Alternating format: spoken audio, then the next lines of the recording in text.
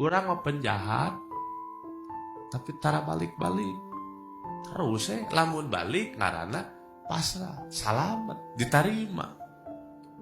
Lamun kabur-kaburan wae bari tetep urang teh bakal diundang ku takdir Allah loba katembak. Ai kang ngaranna penjahat terus masalah balik nyerahkeun diri ulah kabur-kaburan.